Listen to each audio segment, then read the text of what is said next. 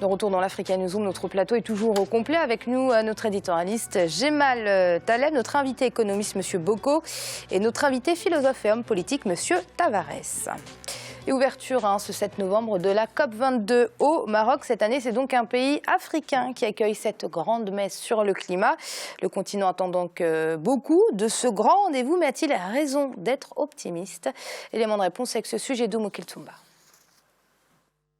Ouverture ce lundi 7 novembre 2016 de la COP22 Marrakech au Maroc. Sous l'égide des Nations Unies, cette conférence sur le climat a pour thème l'atténuation aux effets du changement climatique et l'innovation en matière d'adaptation.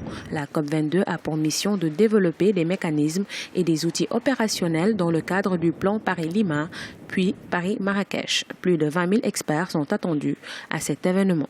Il faut d'abord noter que cette COP22, qui se tient en terre africaine, souvent 3 jours après que l'accord de Paris a été adopté, ce qui est un tournant quand même pour les négociations sur le climat, parce qu'il y a toujours eu un point d'achoppement, les États-Unis, la Chine, les plus grands pollueurs qui ont toujours refusé d'adopter les accords après les négociations, donc les États-Unis ont accepté. Donc le financement pour l'adaptation, c'est-à-dire les moyens qui vont permettre à un pays sous-développé qui polluent moins, mais qui subissent les effets des changements climatiques. Les impacts du changement climatique se font sentir sur toute la planète, notamment en Afrique. Le niveau des mers monte, les terres anciennes fertiles sont à présent inondées ou totalement desséchées. Bien que l'Afrique contribue relativement peu au réchauffement global, la région souffre déjà de ses effets. L'Afrique, peut-être, il y a des initiatives qui ont été listées dans les CPDN qui vont devenir CDN, c'est-à-dire les contributions déterminées au niveau national. C'est des documents dans lesquels chaque pays dit comment il compte faire pour contribuer moins à réchauffer le climat. Donc nous, l'Afrique combinée, l'Afrique subsaharienne, on ne fait pas plus de 3-4% de gaz à effet de serre. La conférence de Marrakech, qui prendra fin le 18 novembre 2016, permettra de traduire en texte juridique toutes les règles nécessaires à la ratification et à la mise en œuvre effective du protocole de Bonn. Pour rappel, la 7e conférence des parties à la Convention sur les changements climatiques COP7 s'est tenue à Marrakech en 2001. La COP22 donc au Maroc. Monsieur Tavares, est-ce une chance pour le continent que cette année, cette grande conférence sur le climat ait lieu en terre africaine? Bien évidemment, si on se rappelle des protestations unanimes lors de la COP21 à Paris, il y a là donc une opportunité. Il est bien aussi que cela se déroule au Maroc, dont nous avons parlé tout à l'heure, et pour les raisons indiquées. Et puis en même temps, il y a là une opportunité pour la collecte des fonds, le lancement des projets, et c'est cet aspect-là qui me paraît le plus intéressant. Gageons ou prenons le pari que les chefs d'État africains ne lâchent pas la main sur ce dossier-là. Monsieur Boko, croyez-vous réellement que cette 22e édition en Afrique puisse permettre au continent de mieux porter sa voix? Oh, je l'espère vivement. L'Afrique est de tous les continents celui qui pollue le moins et très certainement celui qui paiera la charge la plus importante parce que d'autres polluent à sa place. Alors, cette COP 22, c'est bien ça. Cette COP 22 est une aubaine pour l'Afrique. Il faudrait que les États africains profitent de cette situation pour valoriser encore mieux leurs énergies renouvelables et pour développer des projets financés par la Banque européenne d'investissement de manière à aller davantage vers une économie écologique. Les pays africains attendent des actions concrètes sur notamment les financements prévus par l'accord de Paris, sur la réparation des dégâts occasionnés par le changement climatique et sur la problématique de l'électrification du continent et sur le transfert de technologies. Tout ça pour dire que le continent attend énormément de cette COP 22. Êtes-vous optimiste ? Non, que la COP 21, 22, demain la COP 23 ait un objectif général de sensibilisation sur les questions de l'environnement, ça me paraît être une bonne chose. De là qu'il en ressorte quelque chose de concret pour que l'Afrique soit électrifiée, je n'y crois pas une seconde. Je pense que les États africains vont être électrifiés quand ils auront décidé eux-mêmes d'être électrifiés, que ça se fera pays par pays, hélas, et par région, et pourtant Dieu sait que c'est beaucoup plus utile que ce soit le cas. Prenons 2 ou 3 exemples. Un, les 3 bassins sur lesquels repose la planète, le mieux conservé, le mieux protégé, c'est celui du Congo. Deuxième chose, si nous voulons avoir une énergie plus propre, renouvelable et plus sérieuse, nous avons 2 gros barrages entre le Congo et l'Éthiopie. Troisièmement, si nous avons l'intention de le faire, nous le ferons différemment. Cela dit, les problèmes de développement auxquels sont confrontés les pays d'Europe et d'Amérique du Sud ne sont pas les nôtres. Et il est difficile de nous dire, choisissez une voie nouvelle pour vous développer parce que celle que nous avons empruntée n'est pas la bonne. Ça me paraît personnellement pas très bien. Cela dit, je suis très content que la COP 22 existe. Rendez-vous pour le 23, le 24, le 25, c'est bien. Donc j'ai bien compris, vous n'êtes pas optimiste. Et le géant nigérian, un géant de l'Afrique de l'Ouest, avait perdu son rang de premier exportateur de pétrole du continent au profit de son grand rival, l'Angola.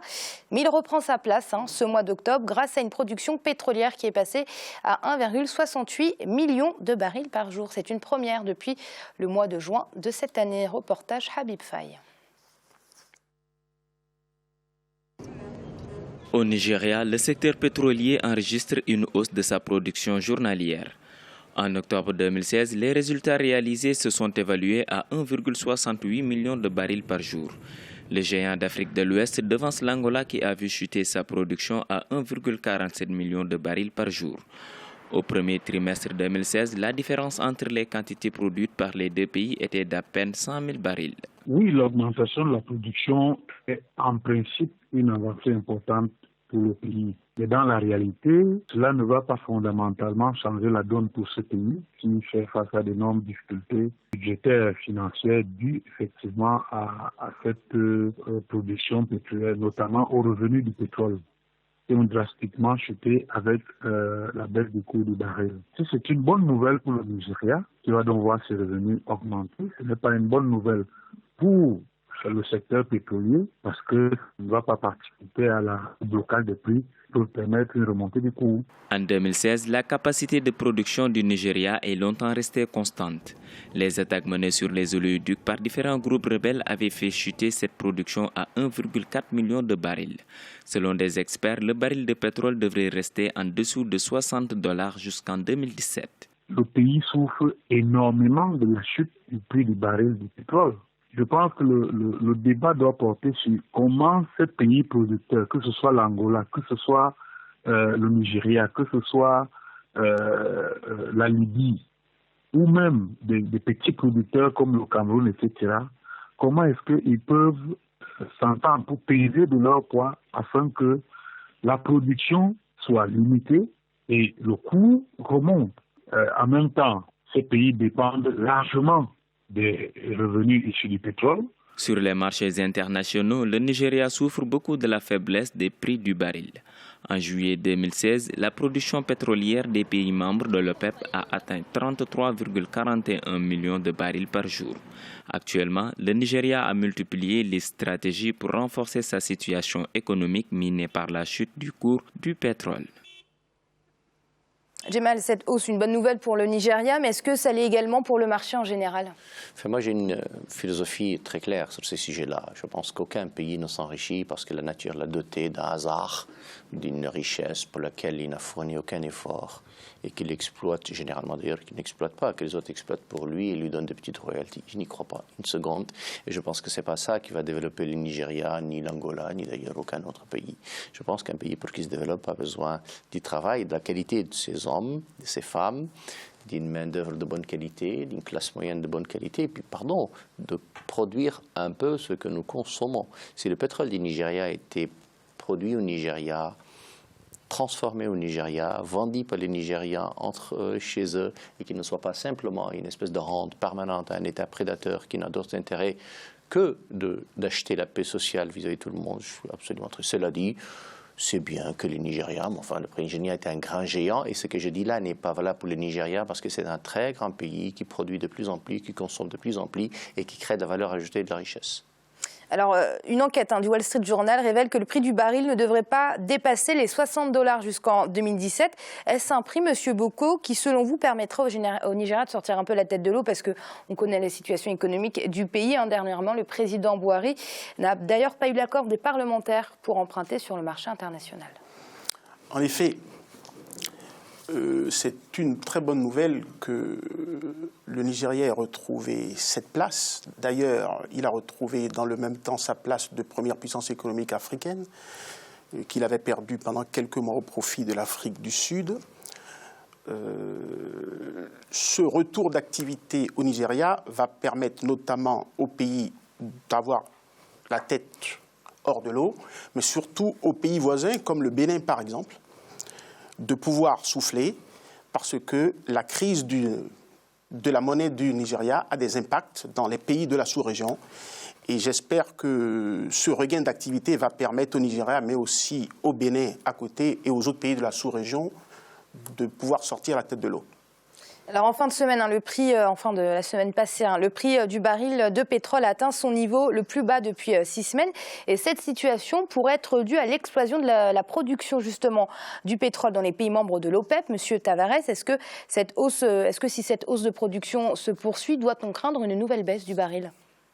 Moi, je crois qu'en matière d'évolution des prix, je songe ici au cas du Congo-Brazzaville, puisqu'un ami qui, à l'époque, était ministre des hydrocarbures, je pense à M. Benoît Koukébéné, a renégocié le contrat qu'il y avait entre l'État et Elf.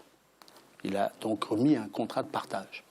Et dans le contrat de partage, ce qu'il y avait d'intéressant, c'était qu'au-delà de 20 $, tout ce qui venait en plus était partagé à part égale entre Total, donc, et l'État du Congo. Ce qui a permis d'augmenter de manière considérable les recettes publiques. Je pense que donc le plus important n'est pas tant l'évolution du prix que la technique qui est mise en place dans le cadre du contrat de partage. Ça, c'est le premier élément. Et deuxièmement, bien évidemment, si les prix montent, il faut voir quoi ou vers quoi cela peut être dévolu. Moi, je vois beaucoup, par exemple, si j'avais à mon avis à donner, pour accentuer la lutte contre la pauvreté, augmenter la classe moyenne, renforcer les institutions démocratiques, financer éventuellement sur des fonds propres l'Union africaine, puisqu'on sait qu'elle est extrêmement dépendante. Donc il y a toute une série de possibilités avec l'augmentation des prix du baril qui devraient permettre à l'Afrique d'être un peu plus forte. Alors, Gemal, très rapidement, on arrive sur la fin de l'émission. Non, je ne crois personnellement pas à un pétrole à bas prix, à bon marché, très longtemps pour une raison simple. C'est que c'est une matière fossile, elle sera de plus en plus rare, et quand elle sera de plus en plus rare, elle sera de plus en plus chère. Cela dit, il y a une règle dans le pétrole qui est terrible, c'est que moins il y en a, plus on en cherche. Moins il y en a, plus il est cher, plus on en trouve. Parce que plus on en trouve, plus on fait de la prospection et plus on développe donc les recherches d'un développement.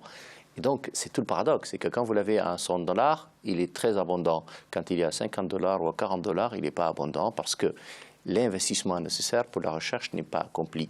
Cela dit, ce que vous dites, monsieur, est absolument vrai, je suis tout à fait d'accord avec vous. Mais je précise, je persiste, si vous voulez que nos États se développent, créons de la valeur intérieure. Il n'y a pas d'autre solution. Gemal, merci. Merci Amira, ce fut un plaisir. Et bonsoir à ceux qui nous regardent. Merci à vous, monsieur Boko. Je rappelle que vous êtes économiste. Merci pour votre participation. Merci beaucoup, madame. À bientôt. Et merci à vous, monsieur Tavares. Je rappelle que vous êtes philosophe et homme politique. Merci pour votre analyse. Je vous en prie, madame. Et vous l'aurez compris, c'est la fin de cette émission, mais l'African Newsroom, ce n'est jamais fini. On se retrouve demain pour une nouvelle émission consacrée à cette classe moyenne qui émerge sur le continent africain. Et le dossier du jour de demain fera un focus sur l'habitude de consommation de cette classe moyenne. Merci de nous avoir suivis et à demain.